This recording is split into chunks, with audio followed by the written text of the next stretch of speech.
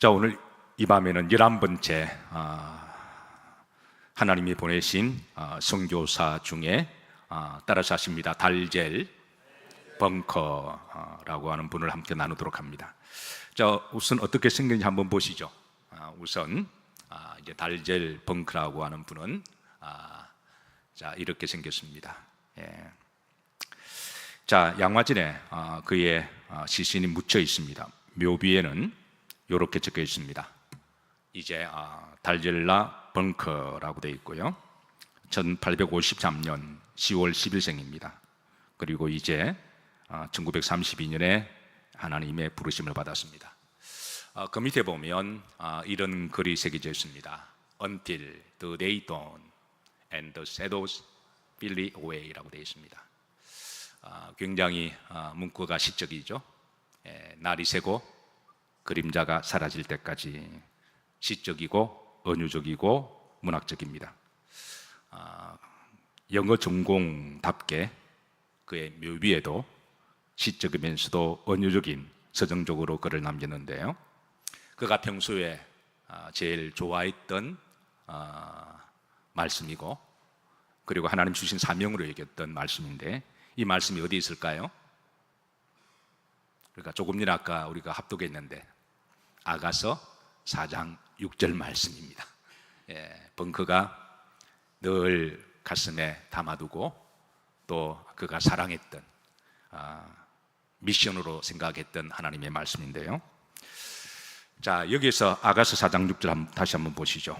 여기 보시면, 자, 여기에 이제 날이 저물고 그림자가 사라지기 전에, 이 말은 자기 인생이 다하기 전까지라고 이야기하죠. 하나님이 우리에게 날을 주시고 정오가 있듯이 젊음도 주시고 석양이 있듯이 언젠가는 우리를 거두어 가시기 전에 내가 어느 산과 몰약의 산과 어느 산과 유황의 작은 산으로 말이라 가리라. 학자들이 여기에 이 몰약의 산과 유황의 작은 산이 어느 산일까 나름대로 몇 가지 해석을 내놓습니다. 몰약은 고난을 상징하죠. 그래, 어떤 학자들은 예수 그리스도의 갈보리 산을 의미한다라고 해석합니다. 유황은 하나님께 제사 드릴 때 올려드리는 그 향연을 이야기합니다. 제사 드리는 예루살렘 성전을 상징한다고 해석을 합니다. 또 어떤 사람은 이제 몰약과 유황의 작은 산은 솔로몬과 사랑하는 술람미의 또 사랑의 장소로 또 해석하는 분도 계십니다만은, 자, 어떤 해석이든 간에 중요한 것은 벙커는 이 해석을 어떻게 본인이 하나님께 받은 말씀으로 여기냐면, 바로 몰약의 산, 고난받은 산, 바로 그 땅은 조선의 땅이었고, 유황의 산, 앞으로 축복하셔서 이 나라 복음에 심어지고 하나님께 예배를 받으시는 산, 작은 산, 보자들 굳었고 작은 산, 그걸 본인은 하나님의 말씀으로 조선의 산으로 받았다는 데 있습니다.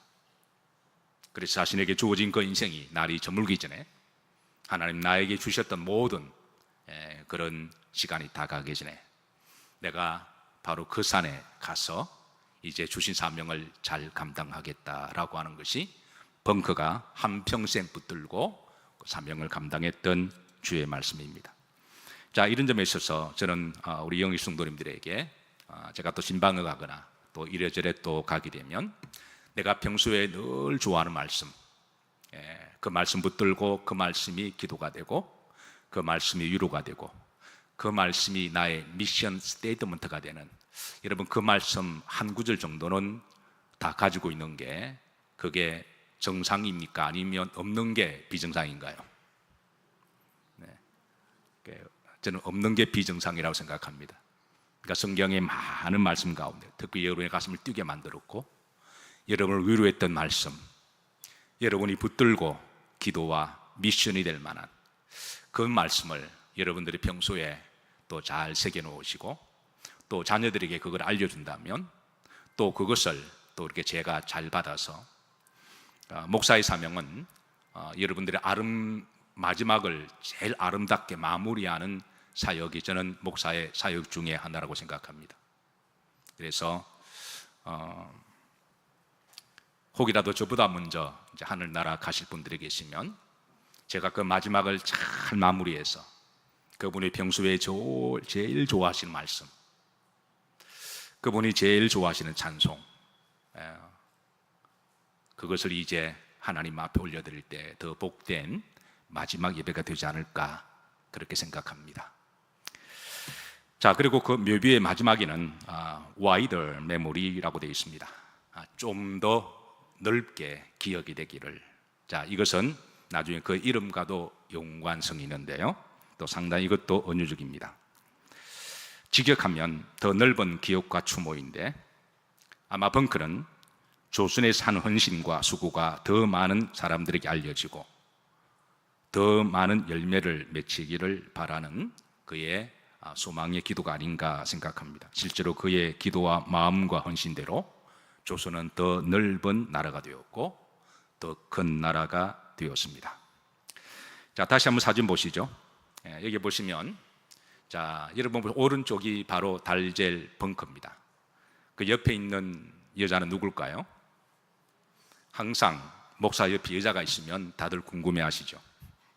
이분이 바로 애니 앨러스라고 하는 그의 아내입니다. 아주 미모가 출중하시죠. 아주 똑똑한 여성입니다. 자, 이 두 분의 결혼에는 다소 뜻깊은 역사가 있는데요, 우리나라 온 선교사님들 중에 조선에서 결혼한 첫 번째 커플입니다. 들어오실 때는 다 총각전녀로 들어오시는데요, 어쨌든 내한한 선교사님들이 오셔서 이제 결혼하게 되는데, 그래서 이 커플은 하나님이 선교의 마음을 가진 두 사람의 중매가 되셔서 하나님이 맺어주셨고, 또 조선에서 이 두 사람이 부부가 되도록 맺어주었던 첫 번째 선교사 커플입니다. 어떻게 보면 이 두 사람의 만남은 우연을 통한 필연의 축복의 만남이라고 할 수가 있는데요, 달젤 벙커는 미국 오하이오주에서 태어났습니다. 그리고 애니 앨리스 선교사는 아주 먼 곳에 미시간주에서 그렇게 태어났습니다. 비록 전혀 다른 장소에서 태어났지만, 그리고 또 다르게 공부했지만, 이 두 사람이 바라본 하나님은 같은 하나님이셨고, 그래서 같은 하나님이 때가 되셔서 이 두 사람을 만나게 하셨습니다. 원래 그녀의 선교지는 이란이었습니다. 그는 이란의 선교를 위해서 미국의 그 유명한 보스턴 의대를 학교를 입학하고 이제 마지막 학기를 놔두고 있을 때, 그리고 이제 이란 테헤란에 가서 선교할 계획을 가지고 있었습니다. 그래서 그는 시간이 날 때마다 이란의 문화나 언어도 또 열심히 공부를 하게 되었는데요, 그녀가 의대 졸업반 한 학기를 이제 놔두고 급한 소식을 받습니다. 지금 조선에는 복음 명문이 막 열렸고 재중원을 운영하는 알렌 원장이 이제 편지를 통해서 지금 급하게 여의사가 필요하다고 하는 요청의 편지를 보냅니다. 특별히 조선의 의사들은 남자들의 얼굴을 보거나 진료할 때 손을 잡히는 것도 금기시하였기에 질병을 당하고 고통을 당하고 죽어가는 환우들을 위해서 남자 의사가 할 수 있는 일은 아무것도 없고, 또 그렇게 고통당하는 그 환우들이 도움이 절실하게 필요함에 따라서 알렌 원장은 아주 급하게 절실하게 여의사를 필요할 것을 요청을 보내는데, 이때 앨리스는 기도 중에 하나님이 이때를 위함이 아니냐라는 감동을 받고 일단 조선으로 오기로 합니다. 그녀의 원래 마음은 2년 정도 봉사를 하고 돌아가서 나머지 이제 한 학기를 마치고 이란, 테헤란으로 가서 선교할 계획이었습니다. 그런데 결론적으로 그녀가 조선에 와서 2년 동안이 나중에는 50년 동안 조선에 머물게 됩니다. 2년 동안의 시간에 그녀는 조선을 사랑하게 되었고 조선을 향한 하나님의 마음을 알게 되었고, 결국 자신의 발걸음을 인도하시는 분은 하나님이심을 고백하고 체험합니다. 그래서 그녀가 늘 좋아했던 말씀이 하나님 섭리인 잠언 16장 9절입니다. 우리가 잘 아는 말씀이죠. 자, 다시 한번 합독합니다. 사람이 마음으로 자기 길을 계획할지라도 아멘. 예. 어쨌든 그녀의 발걸음은 조선으로 인도하신 분은 하나님이신데 이때 그녀의 나이가 꽃다운 26살 나이입니다. 1886년에 조선을 향한 처녀의 몸으로 배를 타게 되었는데요, 여기에서 하나님이 또 다른 전혀 알 수 없는 그의 걸음을 인도하시는데, 바로 그가 탄 배에 바로 건장하고 아주 호감적이고 믿음 좋은 누가 타고 있었을까요? 벙크가 그 배를 같이 타고 있었습니다. 자, 두 사람은 당시에 배를 타고 미국 샌프란시스코에서 일본의 요코하마까지 오는 전기선은 대략 3주 정도 걸렸는데요, 그러니까 이 전기선에서 3주 동안 시간 날 때마다 갑판에 올라와서 벙커는 벙커대로 조선을 향하여 바라보고 기도하고 앨리스는 앨리스대로 조선을 향하여 기도하다가 어느 순간에 두 사람이 가슴을 뛰게 하는 호감을 가졌는지는 모르지만 어쨌든 이들은 같은 배에 한 3주를 같이 타고, 그리고 같은 날 1886년 7월 4일에 인천 제물포항에 같이 첫 걸음을 내딛습니다. 당시 벙커는 고종이 직접 운영을 한 유경학원의 교사의 자격으로 들어왔고, 앨리스는 여의사의 자격으로 들어왔습니다. 1886년 당시만 하더라도 미국에서 여러분 최고의 여성으로 엘리트로 인정을 받고 안정적인 직업을 가진 사람은 대표적으로 어떤 직업이었을까요? 교사였습니다. 여교사. 당시만 하더라도 미국 사람들이 대학 진학률은 0.27%밖에 안 되었기 때문에, 그러니까 미국 사람들도 당시에 대학 진학률이 0.17%입니다. 그래서 당시에 대학에 들어가는 것 자체가 그 시대의 엘리트를 상징했고, 그래서 그 대학을 졸업하고 교사만 되면 여성으로 최고의 신분감이고 보장되는 그런 시대였는데, 그런데 그 여교사보다도 더 되기 힘든 바로 이제 직업이 바로 여의사였습니다. 미국도 당시 여의사가 매우 귀했기 때문에 여의사가 되면 교사 이상으로 최고의 존경과 대우를 받을 수가 있고 최고의 신부감으로, 그리고 아까 보셨지만 앨리스가 상당히 또 외모가 출중하고 똑똑한 그런 여성입니다. 그런데 그녀는 이 모든 것을 하나님께 자신을 드리기로 하고 조선에 선교 왔다고 하는 것은, 이거는 참으로 놀라운 일입니다. 제가 일전에도 말씀드렸지만 140년 전에 우리나라 오셨던 선교사님들은 참으로 놀랍도록 하나님이 그 나라에서 최고로 머리 좋은 사람만 다 뽑아서 보내주신 거예요. 하다 안 되고 뭐 복이 되고 뭐 한 게 아니라, 요즘 많은 사람 좀 오해가 되는 건, 어떤 사람은 하다 안 되면 신학교 가고 하다 안 되면 내가 주의종자, 그러니까 전체 질이 다 낮아지는 거죠. 그런데 하나님이 140년 전에는 우리나라에 보낸 선교사 한결같이 그 시대 최고의 수제들이었고 앞길을 유망 전도 창창한 사람들이었고, 이를 하나님께서 조선을 향한 특별한 사랑이 없고는 이게 불가능하다고 할 것입니다. 자, 그녀는 조선에 와서 당시 알련이 원장으로인 제중원에서 섬기며 또 다른 한편으로는 명성황후의 주치의가 됩니다. 명성황후는 자신보다 9살이나 어린 앨리스가 이렇게 순수하고 이렇게 실력 있고 똑똑하고 품위가 있고 그리고 겸손한 그녀의 품위나 지성에 반해서 친자매 이상으로 사랑하고 의지하고 도움을 구합니다. 그가 조선에 온 지 불과 1년이 채 안 된 1887년 6월에 길을 지나다니다가 당시만 하더라도 아이들이 동네마다 오갈 데가 없어 거지처럼 고아처럼 돌아다니는 시대였습니다. 늘 어린아이들이 걸뱅이처럼 그렇게 먹지도 못하고 씻지도 못하고 꾀죄죄한 모습으로, 당신의 평균 조선 사람들의 목욕이 1년에 한두 번 했다 그러죠. 그러니까 얼마나 아이들이 꾀죄죄했을까요? 그 아이들이 불쌍해서 시간 날 때마다 아이들을 데리고 집으로 와서 깨끗하게 씻기고, 그리고 깨끗한 옷을 갈아입혀주고, 그리고 집에 와서 따뜻한 밥을 해주고, 그렇게 해서 자주 보냈는데 어느 날 한 여아이가 집으로 가지 않고 그래서 유독 친밀하게 있는 것을 보고, 그래서 이 아이에게 공부를 가르치기 시작합니다. 한 명을 정성껏 돌보고 가르치는데요, 그 한 명이 시작된 교육이 5년 만에 52명으로 늘어나면서 나중에 이제 학교가 되는데요, 이 학교가 바로 우리나라 최초의 여고라고 하는 정신여고가 이때 나옵니다. 그러니까 우리나라 최초의 학교는 이화학당이죠. 이게 1886년에 세워진 우리나라 최초의 이 학교고, 나중에 이제 대학으로 승진되지만 그 두 번째 세워진 학교가 정신여고고요.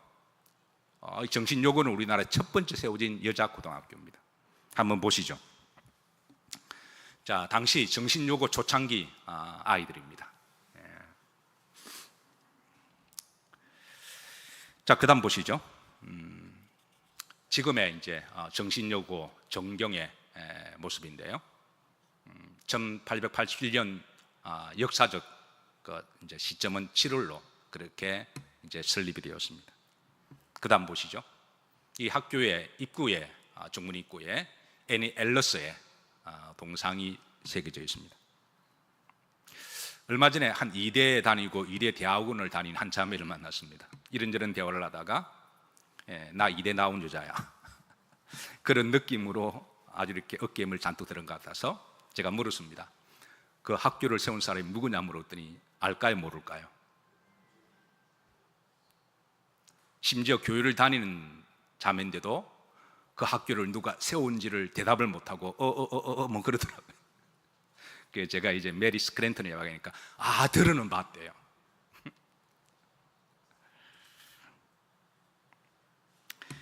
자, 다음 자료 보시죠. 자, 이제 이 정신여고를 다닌 여학생들 중에 우리나라 위대한 지도자 한 사람입니다. 물론 많은 지도자가 나와요. 시간 관계상 다 살펴볼 수는 없고 그 중에 한 명의 위대한 민족의 지도자가 나오는데요, 누군지 아시겠죠? 일단 빨간색 원안에 있으니까 이 사람 알아맞추는 사람 제가 큰 상을 내리도록 하겠습니다. 이분이 바로 김마리아입니다.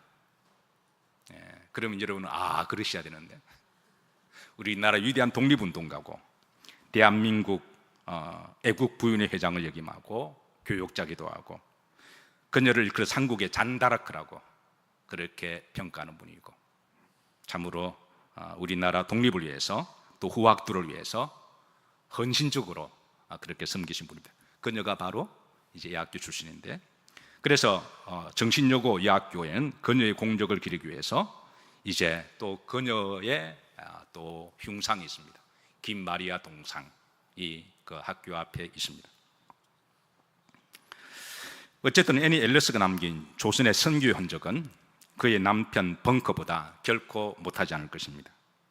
두 사람의 결혼 스토리는, 러브 스토리는 당시 조선 사람들에게 매우 흥미거리였고, 그리고 두 사람이 이제 결혼식을 할 때 최초의 서양식 결혼이 어떻게 하는지 많은 사람들이 관심을 가졌습니다.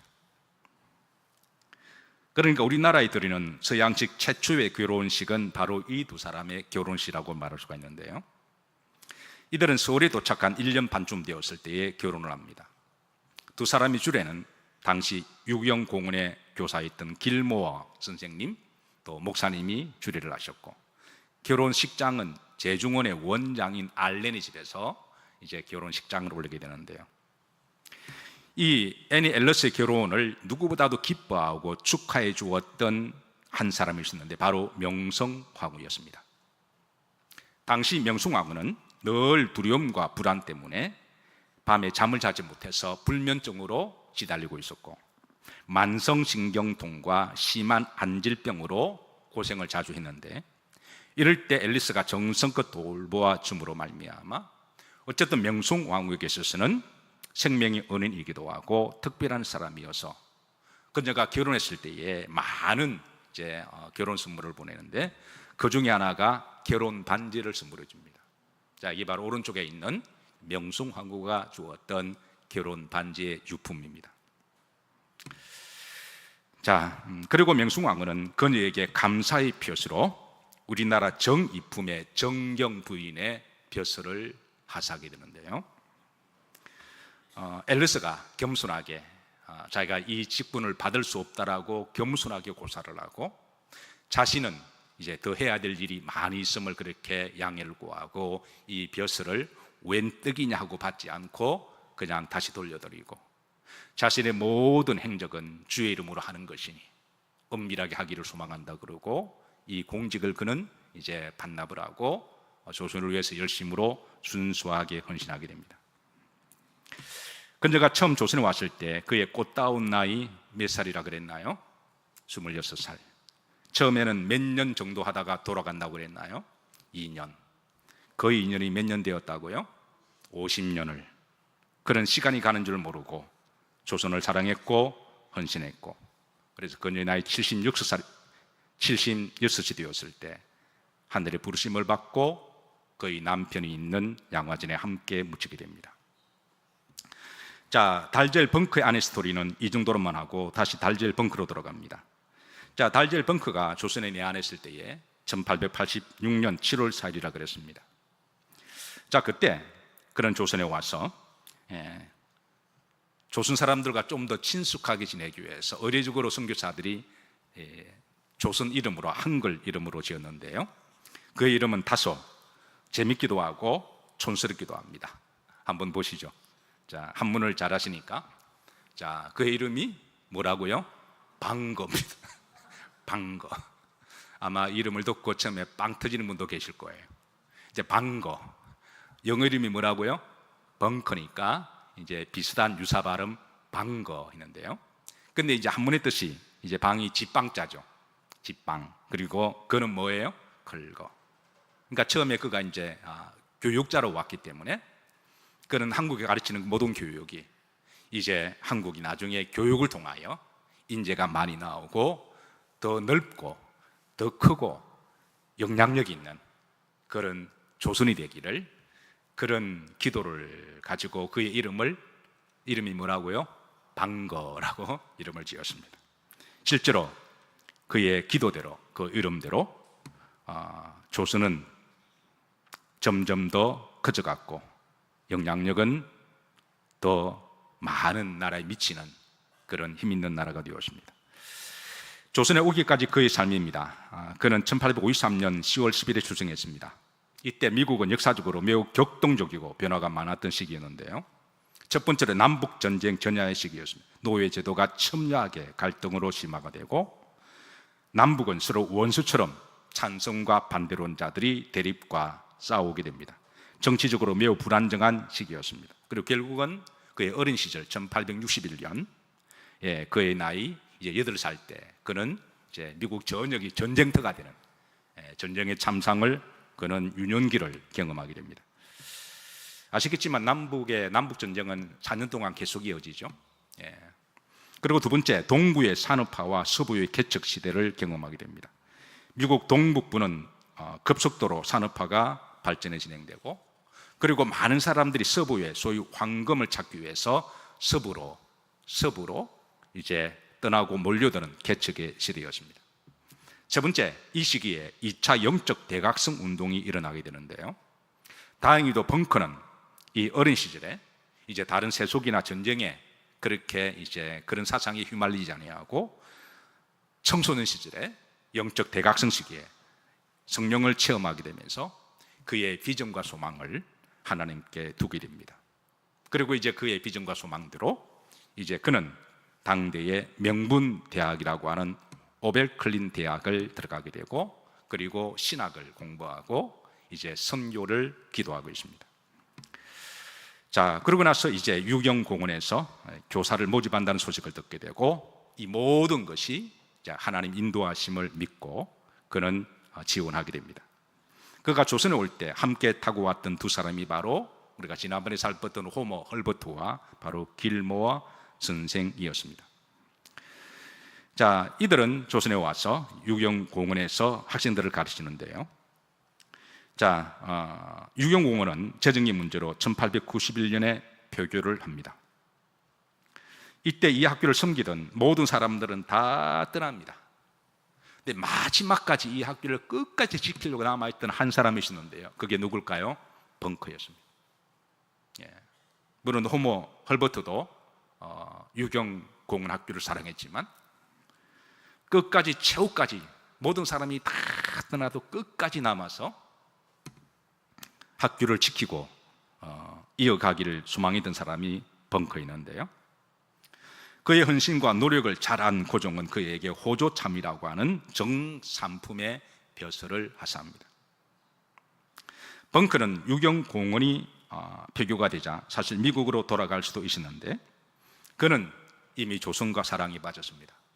그래서 그는 미국으로 돌아가지 아니하고 그 다음에 간 곳이 바로 배제학당이었습니다. 아펜젤러가 설립한 배제학당에 가서 그의 전공인 영어, 또 물리학, 화학, 수학, 정치학을 그가 필요한 모든 학생들의 손길에 그런 열심으로 다니면서 이제 아이들을 가르칩니다. 그런데 배제학당의 교장이었던 아펜젤러가 1902년에 목표로 가는 배에서 불의 사고를 당하여 하늘의 부르심을 받습니다. 이때 배제학당의 2대 교장이 바로 벙커가 2대 교장으로 이제 섬기게 되는데요. 그가 1902년부터 1912년까지 10년 동안 배제학당을 헌신적으로 섬기면서 배제학당은 더욱더 발전과 부흥을 하게 됩니다. 이 시기에 공부한 학생 중에 스제필, 윤치호, 이승만, 이상재 등이 있었는데요.